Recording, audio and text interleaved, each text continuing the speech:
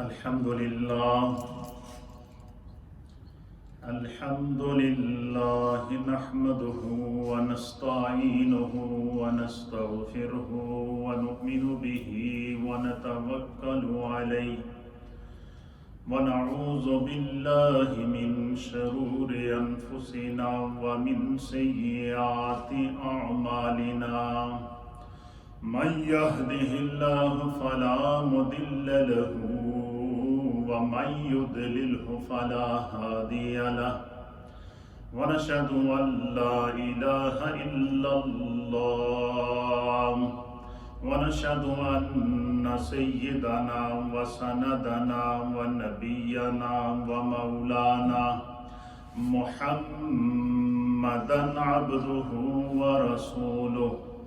أما بعد فأعوذ بالله من الشيطان الرجيم بسم الله الرحمن الرحيم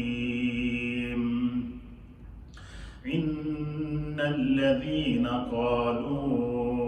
ربنا الله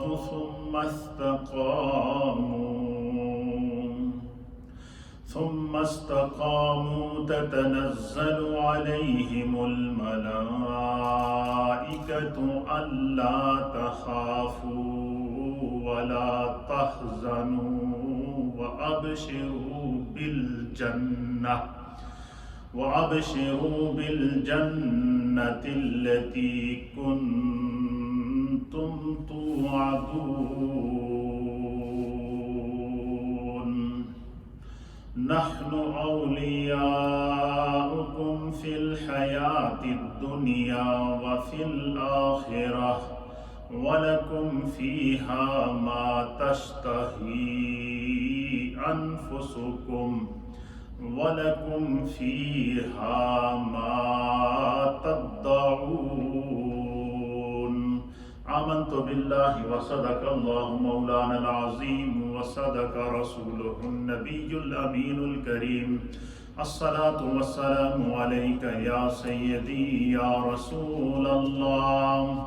وعلى آلك وأصحابك يا سيدي يا حبيب الله الصلاة والسلام عليك يا سيدي يا رسول الله وعلى آلك وأصحابك يا سيدي يا رحمة للعالمين.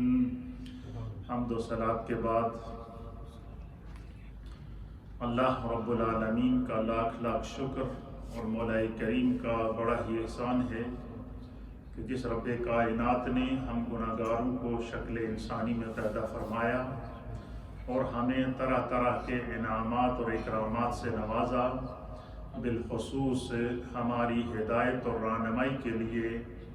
ہمیں ایسے ہادی اور رہبر عطا فرمائے کہ جن کے بتائے ہوئے احکامات پر اگر ہم عمل کریں تو ہم دنیا میں بھی کامیاب ہیں اور آخرت میں بھی کامیاب ہیں.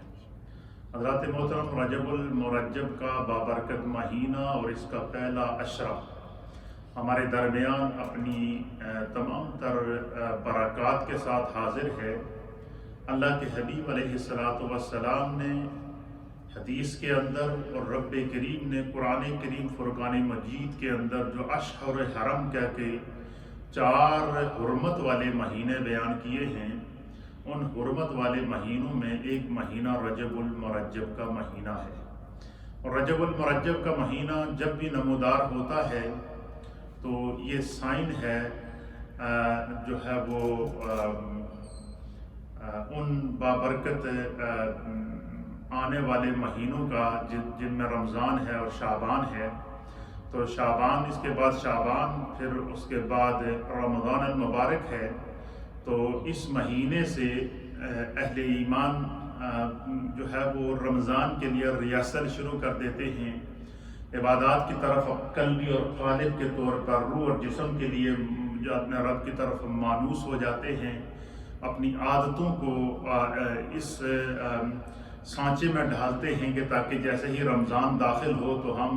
فکری طور پر اور ہر اعتبار سے جو ہے وہ اس کے لیے تیار رہیں. اس مہینے میں الحمدللہ اس وقت پوری دنیا میں بالعموم اور اجمیر شریف کے اندر بالخصوص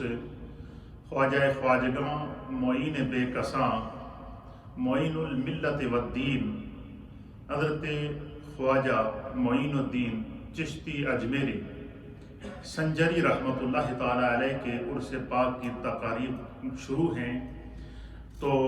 اس حوالے سے انشاءاللہ العزیز جو حضرت خواجہ معین الدین چشتی اجمیری رحمۃ اللہ علیہ کی تعلیمات اور آپ کے افکار،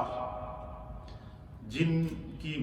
بنا پر اور جن کی وجہ سے اور جن تعلیمات نے لوگوں کے دلوں میں اس طرح اثر کیا کہ جب اس بت کدے میں وہ تشریف لائے تو وہ دل جو بتوں کی آماجگاہ بنے ہوئے تھے،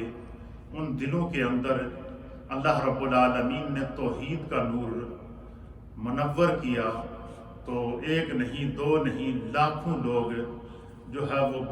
بتوں کی پوجا کو چھوڑ کر اللہ وحدہ لا شریک پر ایمان لے کر آئے، اور حضرت خواجہ معین الدین چشتی اجمیری رحمۃ اللہ تعالیٰ علیہ کی یہ وہ تعلیمات تھیں کہ جن کا اثر وہاں کے در و دیوار نے بھی قبول کیا، وہاں کے رہنے والے لوگوں نے بھی قبول کیا، اور آج سینکڑوں سال گزرنے کے بعد بھی خواجہ خواجگاں حضرت خواجہ معین الدین چشتی اجمیری رحمۃ اللہ علیہ کے افکار اور آپ کی تعلیمات آج بھی انسانیت کو رہنمائی کرتی ہوئی نظر آتی ہیں۔ ہمارا ایک طریقہ کار ہے کہ جیسے بزرگوں کے ایام آتے ہیں تو ان کی زندگی کا مختصر سا تعارف پیش کر کے ہم ان کی تعلیمات پر زیادہ زور دیتے ہیں، تاکہ ہمیں یہ پتہ چل سکے کہ آخر حضرت خواجہ معین الدین چشتی اجمیری رحمۃ اللہ علیہ کی تعلیمات میں وہ کون سے اثرات تھے، وہ کون سا اثر تھا،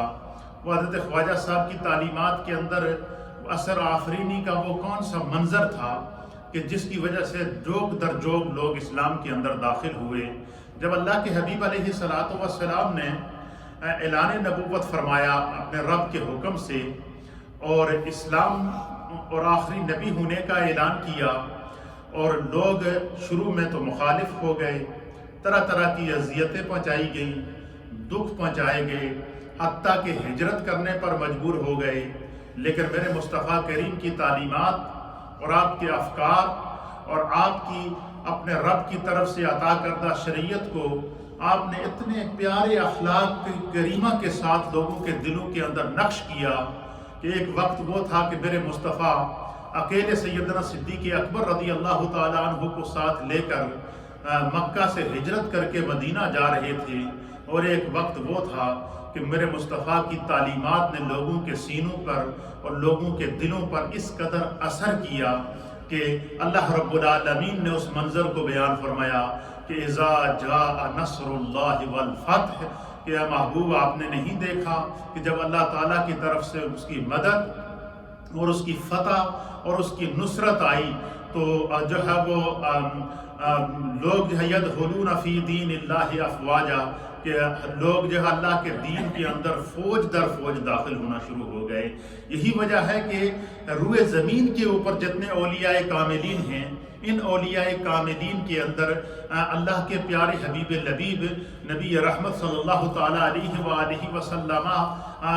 کی سنت پر اور آپ کی تعلیمات کو اولیاء کاملین اس طرح لے کر چلے کہ جو اللہ کا ولی ہوتا ہے، حضور علی نبینا علیہ الصلوۃ والسلام نے فرمایا کہ وہ اللہ کی صفات اور انوار کا مظہر ہوتا ہے، وہ سنت رسول کا امین ہوتا ہے۔ اور حضرت خواجہ معین الدین چشتی اجمیری رحمۃ اللہ تعالیٰ علیہ ان عظیم اولیاء کاملین میں آپ کا شمار ہوتا ہے، ان عظیم لوگوں کے اندر آپ کا شمار ہوتا ہے کہ آپ سنت رسول کے بھی پیکر تھے،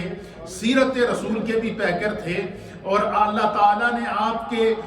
چہرے کے اندر جو وجاہت اور جو نور عطا کیا تھا اس میں خون رسول کے اثرات بھی نظر آتے تھے۔ تو حضرت خواجہ معین الدین چشتی اجمیری جو ہے وہ ان کی تعلیمات نے لوگوں کے دلوں پر اس طرح اثر کیا کہ ایک نہیں دو نہیں جو ہے وہ لاکھوں لوگ انہیں اسلام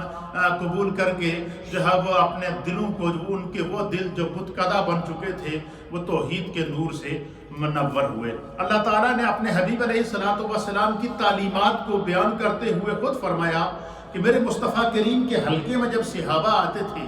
اور جب حضور علیہ الصلوۃ والسلام کے سامنے صحابہ اکرام بیٹھتے تھے تو سرکار دو عالم صلی اللہ تعالیٰ علیہ وآلہ وسلم صحابہ اکرام کی فکری تربیت فرمایا کرتے تھے. حضور علیہ الصلوۃ والسلام صحابہ اکرام کی عملی تربیت فرمایا کرتے تھے. حضور علیہ الصلوۃ والسلام صحابہ اکرام کو اللہ تعالیٰ کی وحی کا پیغام دیتے تھے. حضور اللہ نبینا علیہ الصلوۃ والسلام صحابہ اکرام کو اللہ تعالیٰ کی طرف سے پیغام جو ہے وہ وحی اور حکمت کا پیغام دیا کرتے تھے. اور جس وقت صحابہ اکرام اس پیغام کو ایکسیپٹ کرتے، ان تعلیمات کو لیتے اور ان کو جب اپنے دل کے اندر، دماغ کے اندر، فکر کے اندر، خیال کے اندر، تصور کے اندر، تخیل کے اندر جب صحابہ اکرام ان کو جگہ دیتے تو پھر میرے مصطفیٰ ان پر نظر کرم فرمایا کرتے تھے. اور جب حضور ان پر نظر کرم فرماتے تو اللہ تعالیٰ اس منظر کو بیان کرتا ہے کہ میرے مصطفیٰ کے قریب جب صحابہ آتے تو آپ کیا کرتے؟ وَيُعَلِّمُهُمُ الْكِتَابَ وَالْحِكْمَةَ. میرے مصطفیٰ ان کو کتاب کی اور حکمت کی تعلیم دیتے. اور جس وقت اس تعلیم مصطفیٰ کا ان پر اثر ہوتا تو پھر کیا ہوتا؟ اللہ کے پیارے حبیب لبیب نبی رحمت صلی اللہ تعالیٰ علیہ وآلہ وسلم کی تعلیمات کا جب ان پر اثر ہوتا تو پھر کیا ہوتا؟ پھر فرماتے ہیں کہ جب ان صحابہ اکرام مصطفیٰ کی تعلیمات کو قبول کرتے نا، اور پھر جب مصطفیٰ ان پر نگاہ کرم ڈالتے تو پھر کیا ہوتا؟ اللہ اس منظر کو بیان فرماتا ہے کہ میرے مصطفیٰ کی نگاہ کرم کی تاثیر کا یہ عالم ہوتا تھا. وَيُزَكِّيهِمْ، جس طرح وہ ظاہری طور پر ایمان لا کر پاک ہو گئے، میرے مصطفیٰ کی نگاہ نے ان کا باطن بھی پاک کر دیا. صحابہ اکرام ظاہری طور پر بھی پاک، باطنی طور پر بھی پاک. اس لیے نبی کا ہر صحابی نفاق سے پاک ہو گیا. اس لیے اللہ رب العالمین نے فرمایا کُلًّا وعد اللہ الحسنى، کہ اللہ تعالیٰ نے ان تمام کی بخشش کا اعلان کر دیا اور ان وعدہ فرما لیا ہے. تو اسی طریقے سے جتنے اولیاء کاملین ہیں، یہ اولیاء کاملین یہ نبی پاک صلی اللہ تعالیٰ علیہ وسلم کے مشن کے سفیر ہیں، سنت رسول کے امین ہیں، حضور کی تعلیمات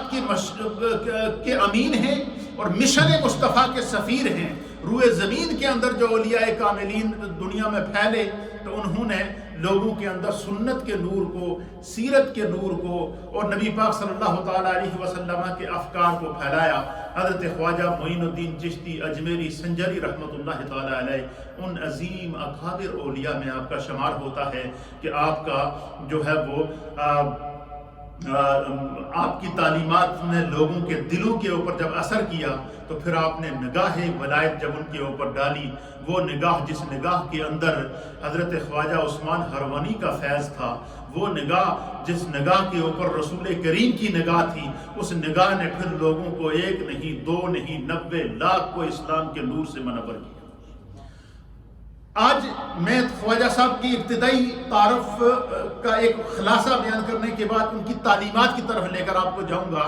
کہ جو قرآن کہتا ہے کہ مصطفیٰ کی سنت کیا ہے، وَيُعَلِّمُهُمُ الْكِتَابَ وَالْحِكْمَةَ، کہ وہ حضور علیہ الصلوۃ والسلام کی بارگاہ میں آنے والے صحابہ وہ جب آتے، جو مسافر صحابہ تھے، حضور نے ان کے لیے ادارہ قائم کر دیا تھا اور صفہ جو ہے وہ اصحاب صفہ ان کو کہتے ہیں، اور اس کے اندر سرکار ان کی تعلیم فرماتے. اسی طریقے سے اعلان نبوت کے بعد حضور علیہ الصلوۃ والسلام کی جب چاروں طرف سے مخالفت کی گئی تو آپ دار ارقم کے اندر آ کر آپ نے صحابہ اکرام جو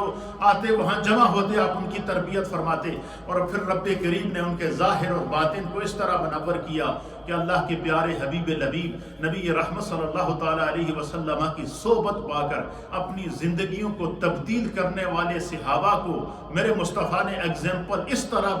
کر کے بیان کیا. فرمایا اصحابی کالنجوم، فرمایا میرے صحابہ ستاروں کی مانند ہیں.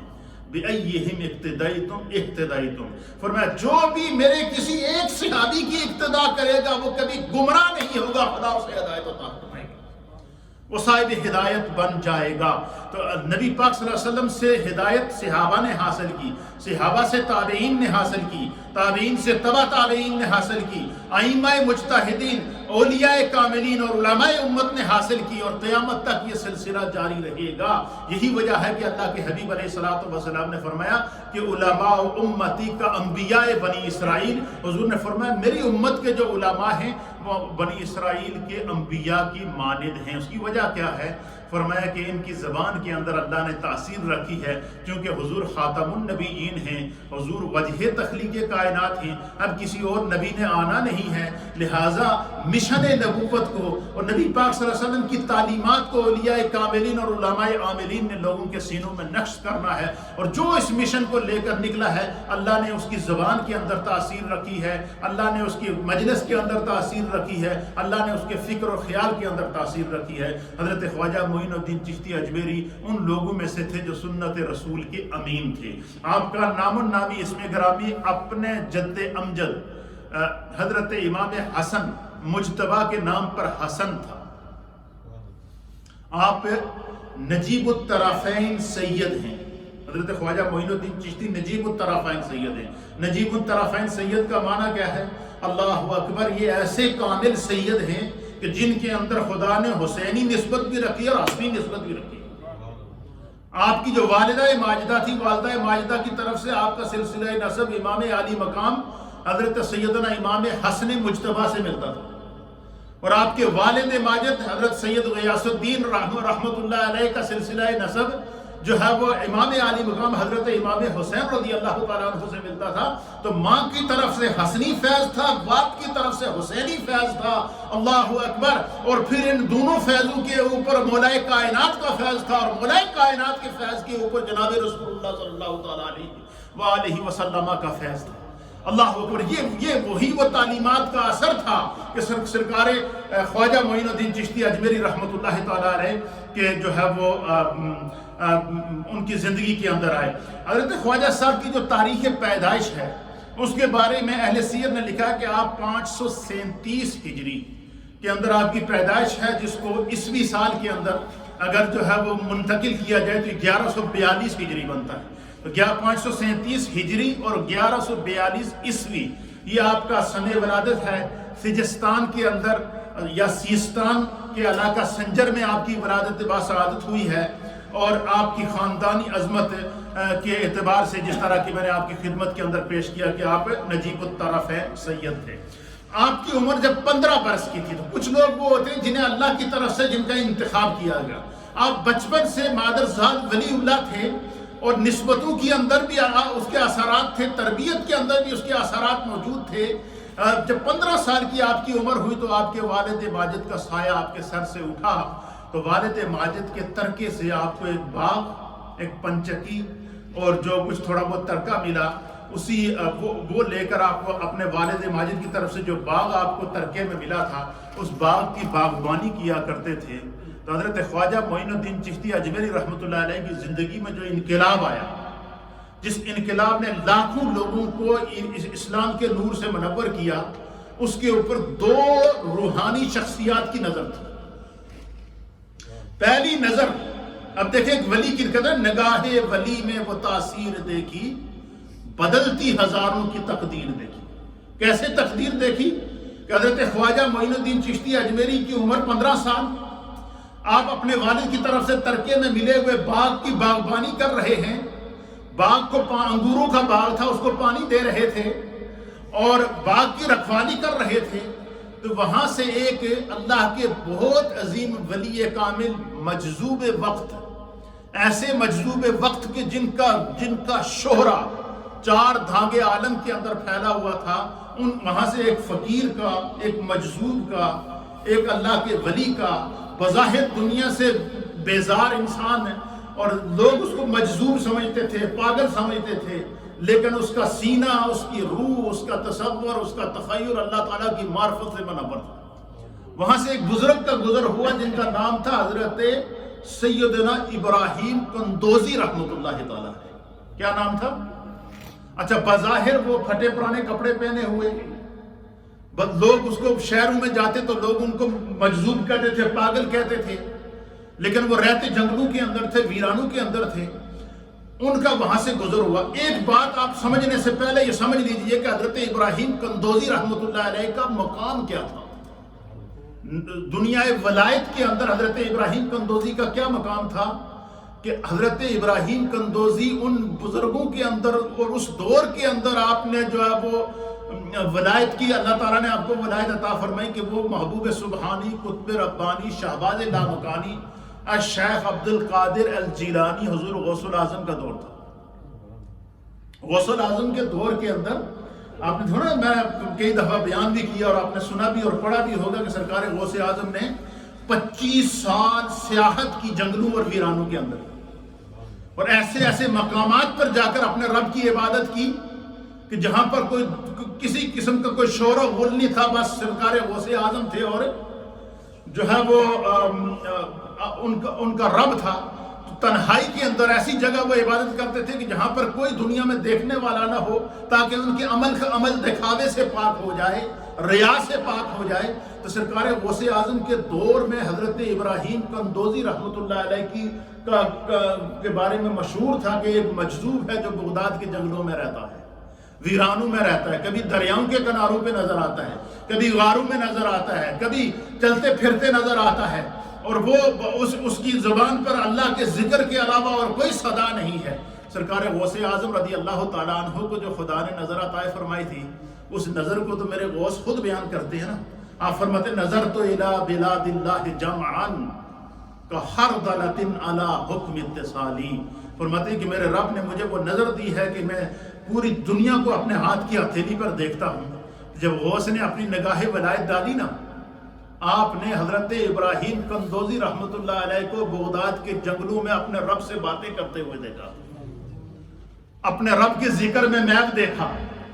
اہل سیر نے لکھا ہے کہ سرکار غوث پاک نے حضرت ابراہیم قندوزی کو درخواست بھیجی ہے کہ حضور میں ایک دن رات آپ کے ساتھ گزارنا چاہتا ہوں، مجھے آپ اجازت دیجیے. اب آپ اندازہ لگائیں اس ولی کامل کی کمال کا کیا عالم ہوگا کہ جس کے ساتھ ایک دن رات گزارنے کے لیے غوث پاک ان کو پیغام بھیجوائے.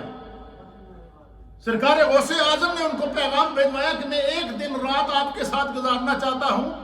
آپ میری درخواست کو قبول کیجئے. تو اہل سیر نے لکھا کہ حضرت ابراہیم قندوزی رحمۃ اللہ علیہ نے سرکار غوث اعظم کی اس درخواست کو قبول کیا، اور سرکار غوث اعظم نے ایک دن رات حضرت ابراہیم قندوزی کے ساتھ گزارا. حضرت ابراہیم قندوزی براہ راست جن کی غوث پاک سے ملاقات، جب ایک دن رات سرکار غوث اعظم کا حضرت ابراہیم قندوزی کے ساتھ گزرا، تو سرکار غوث اعظم نے اپنے فیض سے ان کو مملو کیا، ان کے پاس جو روحانیت کے خزانے تھے ان کو لے کر اپنے اندر جذب کیا. یعنی ایسے بزرگ، ایسے ولی کامل کہ جن کی براہ راست غوث اعظم رضی اللہ تعالیٰ عنہ سے ملاقات ہوتی ہے، جن کے پاس براہ راست غوث اعظم کا فیض موجود ہے، وہ ابراہیم قندوزی حضرت خواجہ معین الدین چشتی اجمیری کے باغ سے گزر رہے ہیں. 15 سال کی عمر ہے، آپ باغ میں پانی دے رہے ہیں. جیسے ہی سرکار خواجہ معین الدین چشتی اجمیری کی ان پر نظر پڑی نہ تو آپ نے پانی دینا چھوڑ دیا. آپ ایک دم باغ اٹھے، جلدی جلدی حضرت ابراہیم قندوزی کے استقبال کے لیے باغ سے باہر نکلے. آپ نے جا کر ان کی دست بوسی کی اور بڑی عزت اور احترام کے ساتھ ان کے ہاتھ چومے. اچھا دیکھیں، بچے ان سے نفرت کر رہے ہیں کہ یہ دیوانہ ہے، بچے نفرت کر رہے ہیں، شاید عام لوگ جن کو معرفت نہیں ہے وہ ان کو دیوانہ کہہ رہے ہیں. لیکن 15 سال کی عمر میں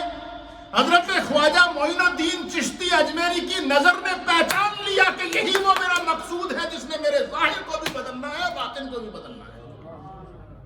سبحان اللہ و بحمدہ سبحان اللہ العظیم. 15 سال کی عمر، دیکھا سامنے سے مجذوب ایک آ رہا ہے، آپ نے کام چھوڑ دیا، آگے بڑھے، جا کے حضرت ابراہیم قندوزی سے ملاقات کی، ان کے ہاتھ چومے اور بڑی عزت اور احترام کے ساتھ. 15 سال کا بچہ کیا ہوتا ہے مجھے بتائیں، اس کو کیا شعور ہوتا ہے؟ بڑی عزت اور احترام کے ساتھ کہا کہ حضور میری خواہش ہے، یہ میرا انگوروں کا باغ ہے، آپ سفر کر کے آ رہے ہیں، آپ مسافر ہیں، میری دلی خواہش ہے کہ چند لمحوں کے لیے آپ میرے باغ میں قدم رنجا فرما لیں. اصل میں وہ باغ میں قدم رنجا نہیں فرمانا تھا، وہ حضرت خواجہ معین الدین چشتی اجمیری اپنے دل کی کھیتی کے اندر اس ولی کامل کی معرفت کا نور لینے کے لیے کوشاں تھے. حضرت ابراہیم قندوزی نے دیکھا چھوٹا سا بچہ ہے، بڑا ہی سعادت مند ہے، بڑا نورانی چہرہ ہے. اب مجھے بتائیں کہ جس کے چہرے کے اندر حسنی فیض بھی ہو، جس کے چہرے کے اندر حسینی فیض بھی ہو، جس کے خون کے اندر خون مولائے کائنات ہو، تو اب اس کے حسن کا، اس کی تربیت کا، اس کے اخلاق کا کیا عالم ہوگا. حضرت ابراہیم قندوزی نے دیکھا کہ چھوٹا سا بچہ ہے، معصوم بچہ ہے، اتنی محبت کا اظہار کر رہا ہے. آپ نے شفقت فرمائی اور فرمایا کہ بیٹے کہاں ہے تمہارا باغ، مجھے لے چلو. آپ ان کو ساتھ لے کر آئے. جیسے ہی آپ باغ کے اندر آئے آپ نے اپنی چادر اتاری. حضرت خواجہ معین الدین چشتی اجمیری نے اپنی چادر لی، اس چادر کو درخت کے نیچے بچھایا. بچھانے کے بعد بڑے ادب کے ساتھ فرمایا کہ حضور آپ یہاں تشریف رکھیں. آپ وہاں تشریف رکھی. آپ نے جا کر ایک مٹی کا برتن تھا، پیالہ تھا، اس پیالے سے چشمے سے تازہ پانی لیا اور پانی بھر کے بڑے دو زانو ہو کر حضرت ابراہیم قندوزی کے سامنے حضرت خواجہ معین الدین چشتی اجمیری بیٹھتے ہیں جب 15 سال کی عمر ہے. اسی لیے اللہ کے حبیب علیہ الصلوۃ والسلام نے فرمایا کہ کل مولود یولد الا علی الفطرہ. حضور نے فرمایا کہ ہر پیدا ہونے والا بچہ فطرت اسلام پر پیدا ہوتا ہے. ووالدیہ یحودانہ وینصرانہ ویمجسانہ. فرمایا وہ اپنے والدین کو دیکھ کر اپنے مذہب کا اور دین کا تعین کرتا ہے. اب حضرت خواجہ معین الدین چشتی اجمیری کی تربیت ان کی ماں، اس ماں نے کی جو امام حسن کی بیٹی تھی، اور اس باپ نے ان کی تربیت کی جو امام حسین کے بیٹے تھے. تو اس تربیت کو پانے کے بعد جب حضرت ابراہیم قندوزی کو لے کر آئے، ان کو پہلے پانی پیش کیا.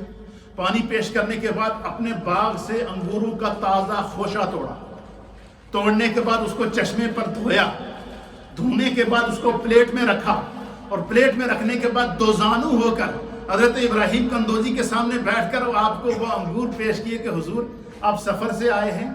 اس میرے باغ کا کہ آپ انگور تناول فرمائیں گے تو اس میں برکت ہو جائے گی. بس وہ تناول کیا فرمانا تھا. ابراہیم قندوزی رحمت اللہ علیہ نے وہ نگاہ ولایت جس کے اندر براہ راست غوث پاک کا اثر تھا، وہ نگاہ ولایت جس کے اندر وہ معرفت کے انوار جس سینے کے اندر براہ راست غوث پاک نے دیے بھی تھے اور لیے بھی تھے اس سینے سے. آپ نے ان پر ایک نظر ڈالی. نظر ڈالنے کے بعد شفقت فرماتے ہوئے آپ نے اس پلیٹ سے ایک انگور توڑا. حضرت ابراہیم قندوزی نے ایک انگور توڑ کر اس کو کھایا. پھر آپ کے پاس ایک تھیلا تھا جس کے اندر آپ نے اپنا جیسے فقیروں کے زادے راہ ہوتا ہے تو اس تھیلے کو کھولا. اس میں سے سوکی ہوئی روٹی کا ایک ٹکڑا نکالا. نکالنے کے بعد اس ٹکڑے کو حضرت ابراہیم قندوزی نے اپنے منہ میں ڈال کر چبایا. چبانے کے بعد حضرت معین الدین چشتی اجمیری رحمت اللہ علیہ سے فرمایا کہ بیٹا یہ لو، اس کو کھا لو. بعض روایات کے مطابق حضرت ابراہیم قندوزی نے وہ ٹکڑا، اب دیکھیں ولی کی ولایت اور ولی کے فیض دیکھیں کس طرح ہوتا ہے. وہ روٹی، سوکی روٹی کا ٹکڑا چبا کر اپنی منہ میں خود اپنے ہاتھ سے حضرت خواجہ معین الدین چشتی اجمیری کی منہ کے اندر ڈالا اور کہا بیٹا یہ کھا لو. بس یہ وہ ٹکڑا چبانا تھا. حضرت خواجہ معین الدین چشتی اجمیری کی دنیا بدل گئی. حجابات ہٹ گئے، غشی کا عالم طاری ہو گیا اور بالکل بے ہوش ہو کر زمین پر گر گئے. اور جب آنکھ کھلی تو وہ بزرگ وہاں موجود نہیں تھے. وہ بزرگ وہاں موجود نہیں تھے. 15 سال کی عمر ہے. یہ وہ پہلی نظر تھی جو ایک ولی کامل نے 15 سال کی عمر میں حضرت خواجہ معین الدین چشتی اجمیری پہ ڈالی. اور دوسری وہ نظر تھی جو ان کے مرشد کریم حضرت خواجہ عثمان ہروانی نے ان کے اوپر ڈالی. اور تیسری وہ نظر تھی کہ جو حضرت خواجہ عثمان ہروانی ان کو لے کر نبی پاک کی بارگاہ کے اندر گئے اور ان کو رسول اللہ کے حوالے کیا تو اللہ کے حبیب نے اپنا دیدار بھی عطا فرمایا اور اجمیر میں ڈیوٹی بھی لگائی.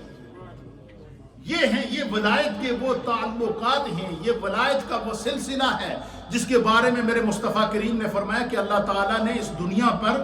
قیامت تک کے لیے، حضور نے فرمایا کہ اللہ تعالیٰ نے قیامت تک کے لیے اس دنیا میں 40 ایسے اقدار ہمیشہ رکھے ہیں. 40 لوگ دنیا کے اوپر 40 روحانی جہانوں میں ان کی حکومت قیامت تک قائم رہے گی. حضور نے فرمایا ان کی وجہ سے اللہ بارشیں بھی عطا فرماتا ہے، رزق بھی عطا فرماتا ہے، بے اولادوں کو اولادیں بھی عطا فرماتا ہے. نبی پاک کی امت کے لیے وہ مغفرت کی دعا کرتے ہیں، خدا بے حساب بخشش کرتا ہے. نبی پاک کی امت کے لیے جو ہے وہ رزق کی دعا کرتے ہیں، اللہ آسمان سے ان کے لیے رزق نازل کرتا ہے. فرمایا کہ قیامت تک 40 اقطاب ہمیشہ زمین کے اوپر موجود رہیں گے. کیوں؟ کہ قیامت تک نبی پاک کی نبوت باقی ہے، خاتم النبیین ہے. قیامت تک کسی اور نبی نے آنا نہیں ہے، اسی لیے مجددین آتے رہیں گے اور اولیاء کاملین آتے رہیں گے، اور نبی پاک صلی اللہ تعالیٰ علیہ وآلہ وسلم نے اسی لیے فرمایا کہ علماء امتی کا انبیاء بنی اسرائیل، کہ میری امت کے علماء بنی اسرائیل کے انبیاء کی مانند ہوں گے، کہ ان کی تبلیغ کے اندر بھی اثر ہوگا، تعلیم کے اندر بھی اثر ہوگا، اور اثر کی اس سے بڑی معرفت اور کیا ہوگی؟ مجھے بتائیں 1400 سال بظاہری طور پر نبی پاک صلی اللہ علیہ وسلم کو دنیا سے پردہ فرمائے ہو گئے ہیں، دن بدن اسلام بڑھ رہا ہے یا نہیں بڑھ رہا؟ دن بدن اسلام شرق غرب شمال اور جنوب کے اندر جا رہا ہے یا نہیں جا رہا ہے؟ وجہ کیا ہے کہ قیامت تک یہ اولیاء کاملین اللہ کے دین کے سفیر بن کر جو ہے وہ دنیا کے اوپر موجود رہیں گے۔ تو حضرت خواجہ معین الدین چشتی اجمیری کہتے ہیں کہ میں جب ہوش آیا تو میں نے دیکھا کہ وہ بزرگ جنہوں نے مجھے ٹکڑا کھلایا تھا وہ وہاں موجود نہیں ہیں۔ تو کہتے ہیں میں نے بس ایک سایہ سا دیکھا کہ اس طرح دائیں طرف نکل گیا، پھر وہیں آپ بے چین ہو گئے۔ انہیں 3 دنوں کے اندر اندر اس باغ کو بیچا، جو کچھ والد کی طرف ترکہ ملا تھا اس کو بیچا، بیچنے کے بعد صرف اپنے پاس زیادہ سفر رکھ کے جتنی مال و دولت تھی، اس باغ کی جتنی قیمت ملی تھی، سب غرباء میں تقسیم کر دی، سب غرباء کے اندر تقسیم کر دی۔ تقسیم کرنے کے بعد پھر سفر پر نکل گئے، اسی سمت نکلے جس سمت وہ بزرگ گئے تھے۔ پھر آپ نے تعلیمی سفر شروع کیا، پھر تعلیم حاصل کی، قرآن کو حفظ کیا، پھر اس کے بعد عالم کا کورس کیا، تمام علوم و فنون حاصل کرنے کے بعد پھر اس طرف کے اندر نکلے تھے، اس بزرگ کی تلاش میں نکلے تھے جس نے دنیا بدلی تھی۔ ایسا کوئی شخص مل جائے جو میری زندگی کو بدل دے۔ تو آپ کہتے ہیں کہ سفر کرتے کرتے جب بغداد کی جامع مسجد میں پہنچے، وہاں پر حضرت خواجہ عثمان حروانی رحمت اللہ تعالیٰ علیہ بیٹھے تھے، جمعے کا دن تھا۔ آپ نے آ کر ان سے جب ملاقات کی تو بس خواجہ عثمان حروانی نے ایک نظر ڈالی، نگاہ ولی دیکھیے، ایک نظر کس نے ڈالی تھی؟ حضرت ابراہیم قندوزی نے، اور دوسری نظر کس نے ڈالی؟ حضرت خواجہ عثمان حروانی نے۔ بس پہلی نظر پڑنی تھی، حضرت خواجہ عثمان حروانی کھڑے ہو گئے اور کہا کہ بیٹا میں تو عرصہ دراز سے تمہارے انتظار میں تھا۔ پھر آپ کو مجاہدہ کرایا، اس کو میں پچھلے درس کے اندر بیان کر چکا۔ اصل بات بتانے کا مقصد یہ ہے کہ جو اولیاء کاملین کی صحبت ہوتی ہے، یہ جو اولیاء کاملین ہوتے ہیں وَيُعَلِّمُهُمْ، ان کی صحبت میں بیٹھنے والے جو لوگ ہوتے ہیں وَيُعَلِّمُهُمُ الْكِتَابَ وَالْحِکْمَةَ، اور جو آج کل جو لوگ آستانوں سے وابستہ ہیں ان کے لیے اس میں کتنا سبق ہے کہ سرکار خواجہ معین الدین چشتی اجمیری نے باغ بیچ دیا، سب کچھ بیچ دیا، اور بیچ کر سب سے پہلے تعلیم حاصل کی، سب سے پہلے قرآن کو حفظ کیا، سب سے پہلے علم حاصل کیا۔ اور خواجہ معین الدین چشتی اجمیری کا مقام آپ صرف اس بات سے لگا سکتے ہیں کہ امام اہل سنت، مجدد دین و ملت، پروانہ شمع رسالت، پروانہ عشق مصطفیٰ، امام اعلیٰ حضرت امام احمد رضا خان محدث بریلی رحمت اللہ علیہ کے احوال کے اندر یہ بات ملتی ہے کہ آپ نے 2 مرتبہ حضرت خواجہ معین الدین چشتی اجمیری کے مزار پر خود حاضری دی، اور اعلیٰ حضرت نے اپنی کتب کے اندر، اپنی تصانیف کے اندر حضرت خواجہ معین الدین چشتی اجمیری کو غریب نواز لکھا ہے۔ کہ غریب نواز کیا، اس سے بڑی غریب نوازی کیا ہو سکتی کہ 15 سال کی عمر ہے، اپنی جائیداد بیچ کر غریبوں میں تقسیم کر رہی ہے، اس سے بڑی کوئی غریب نوازی ہو سکتی ہے؟ تو سرکار میں چونکہ اس میں سیرت افکار کے اندر بہت ہی ایک لمبی داستانیں ہیں، لیکن اس میں میں صرف ایک بات آپ کی خدمت میں پیش کر کے پھر انشاءاللہ اپنی گفتگو کو ہم اختتامی شکل دیں گے کہ سرکار خواجہ معین الدین چشتی اجمیری تعلیمات کس طرح تھی، آپ کی تعلیمات اور افکار کس طرح تھے، آپ کی مجلس لگی تھی، آپ پہلے لوگوں کو قرآن کا درس دیتے تھے، پھر حدیث کا درس دیتے تھے، پھر جب لوگوں کے دلوں کے اوپر ولی کی زبان سے جو نکلی ہوئی بات ہوتی ہے نا، وہ دل پر اثر کرتی ہے۔ اس لیے ڈاکٹر علامہ محمد اقبال رحمۃ اللہ علیہ نے کہا تھا کہ دل سے جو بات نکلتی ہے اثر رکھتی ہے، پر نہیں طاقت پرواز مگر رکھتی ہے۔ تو حضرت خواجہ معین الدین چشتی اجمیری کے جب درس دیتے نا، تو جب لوگوں کے اوپر اس کا اثر ہوتا تو پھر ان پر نگاہ بلائے ڈالتے تھے، اور جب نگاہ بلائے ڈالتے تھے تو پھر مجموع سے آواز آتی تھی اشہد ان لا الہ الا اللہ واشہد ان محمدًا عبدہ ورسولہ۔ پھر یہ آواز ایک نہ تھی، یہ آوازیں 2 نہ تھی، یہ آوازیں 3 نہ تھی، یہ آوازیں سینکڑوں میں گئی، پھر سینکڑوں سے ہزاروں میں بدلی، پھر ہزاروں سے لاکھوں میں بدلی، پھر لاکھوں سے 90 لاکھ تک کے لوگوں کو کلمہ کلمہ کا نور سے آشنا کر کے حضرت خواجہ معین الدین چشتی اجمیری اس دنیا سے گئے، لیکن آج بھی ان کا فیض پس وصال بھی اسی طرح جاری ہے ساری ہے جس طرح کہ ان کی ظاہری حیات کے اندر جاری ہے۔ آپ تعلیمات ارشاد فرما رہے تھے، مجمع لگا تھا، آپ لوگوں کو فکر آخرت پر تعلیم دے رہے تھے۔ یہ آپ سنیں گے آپ کا ایمان تازہ ہو جائے۔ فکر آخرت پر حضرت خواجہ معین الدین چشتی اجمیری درس دے رہے ہیں، اور آپ فرماتے ہیں کہ میرے آقا جناب سید العالمین محمد الرسول اللہ صلی اللہ تعالیٰ علیہ وآلہ وسلم کی حدیث ہے، حضور کی حدیث کو بیان کرتے ہیں حضرت خواجہ معین الدین چشتی اجمیری، اور اس روایت کو حضرت امام غزالی رحمۃ اللہ علیہ نے بھی جو ہے وہ مکاشفۃ القلوب کے اندر بھی اس روایت کو نقل فرمایا ہے۔ حضرت خواجہ معین الدین چشتی اجمیری اپنی تعلیمات کے اندر ارشاد فرماتے ہیں کہ سرکار دو عالم شفیع معظم جناب سید العالمین محمد الرسول اللہ صلی اللہ تعالیٰ علیہ وآلہ وسلم نے فرمایا کہ قرب قیامت میں ایک ایسا زمانہ آئے گا، یہ آج کی اس پوری گفتگو کا حاصل کلام ہے کہ فرمایا کہ قرب قیامت میں ایک ایسا زمانہ آئے گا کہ لوگوں کو دنیا میں 5 چیزیں مل جائیں گی، وہ دنیا کی 5 چیزیں تو لے لیں گے لیکن آخرت کی 5 چیزوں کو بلا دیں گے۔ یعنی لوگ دنیا کے اندر اس قدر کھو جائیں گے کہ دنیا کی 5 چیزوں کے اندر وہ اس قدر منہمک ہو جائیں گے کہ وہ دین کو بھی بھول جائیں گے، نمازوں کو بھی بھول جائیں گے، فرائض کو بھی بھول جائیں گے، واجبات کو بھی بھول جائیں گے، افکار کو بھی بھول جائیں گے، تعلیمات کو بھی بھول جائیں گے۔ تو حضرت خواجہ معین الدین چشتی اجمیری کہتے ہیں کہ میرے آقا نے فرمایا کہ قرب قیامت میں ایک ایسا زمانہ آئے گا، ان قریب میری امت پر ایسا زمانہ آنے والا ہے کہ وہ 5 چیزوں سے محبت کرے گی اور 5 چیزوں کو بھلا دے گی۔ پھر آپ نے ان 5 چیزوں کو بیان کیا، ان 5 چیزوں کو جن سے محبت کرے گی ان کو بھی بیان کر دیا، اور جن 5 چیزوں کو بھلائے گی ان کو بھی بیان کر دیا۔ پھر اس کے بعد نتیجہ نکالا کہ جو بھلانے کی ہیں ان کو یاد رکھنا ہے، اور جو یاد رکھنے کی جن کو تم یاد رکھے ہوئے ہو ان کو بھلا دو گے تو تمہیں زندگی کا مقصد مل جائے گا۔ ان میں سے سب سے پہلی چیز آپ فرماتے ہیں کہ میرے آقا و مولا نے ارشاد فرمایا، نبی اکرم صلی اللہ تعالیٰ علیہ وسلم نے فرمایا کہ پہلی چیز کیا ہے؟ فرمایا یحبون الدنیا وینسون الآخرہ۔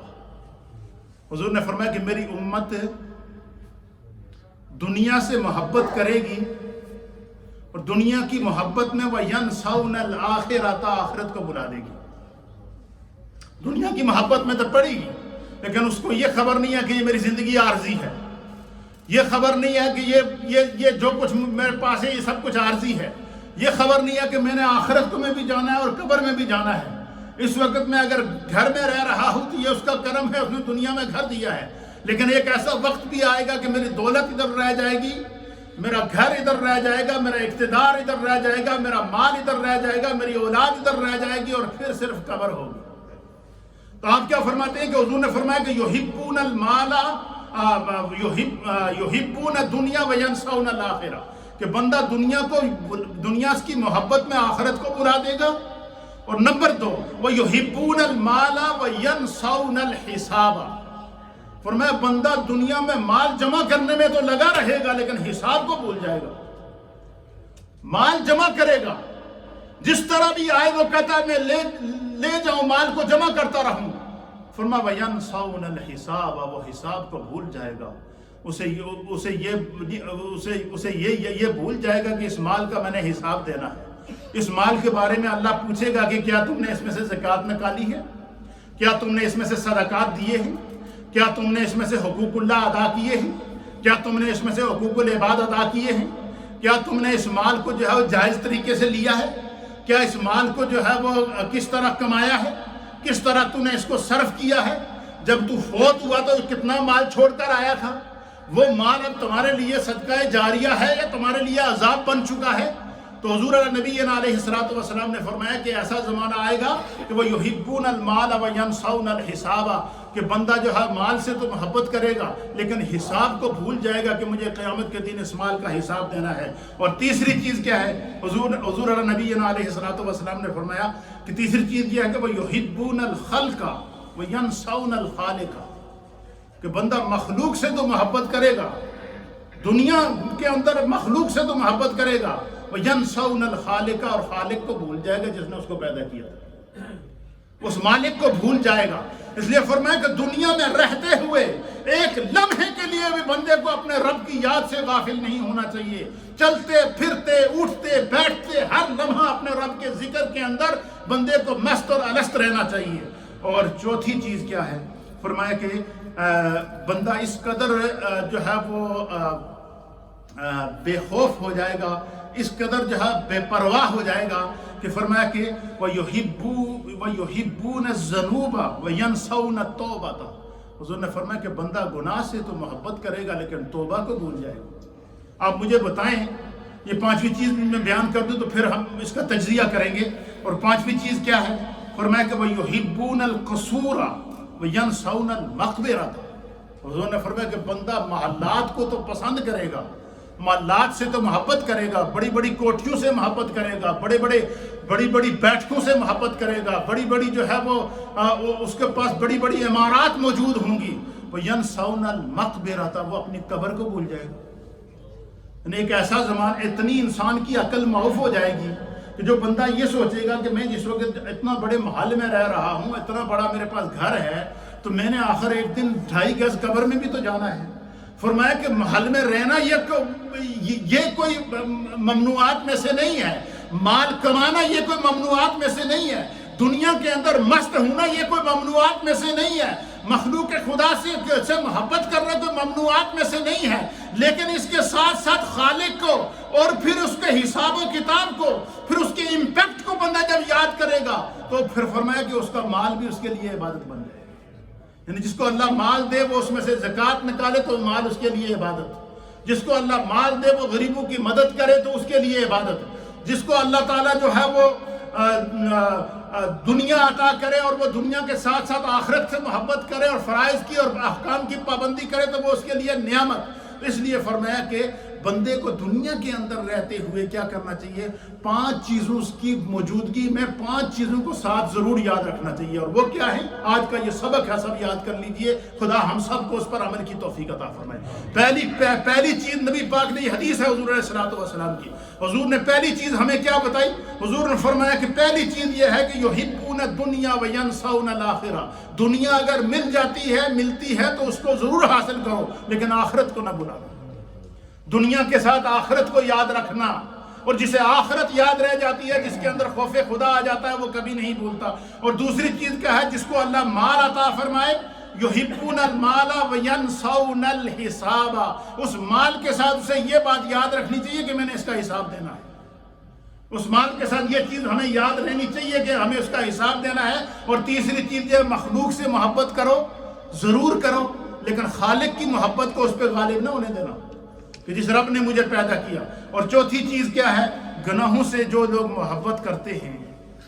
ان کو گناہوں سے محبت نہیں کرنی چاہیے، توبہ سے محبت کرنی چاہیے۔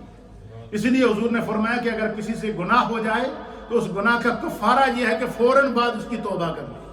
فرمایا گناہ کے فوراً بعد توبہ کر لی جائے۔ اور فرمایا کہ دنیا کے مال و متاع اور مکانات سے محبت کرتے ہوئے قبر کو کبھی نہ بھولنا، جس کو قبر یاد رہ جائے وہ اس کے لیے آخرت اور دنیا کی کھیتی ہوتی ہے۔ اللہ رب العالمین ہمیں صوفیاء کی تعلیمات اور افکار پر عمل کی توفیق عطا فرمائے۔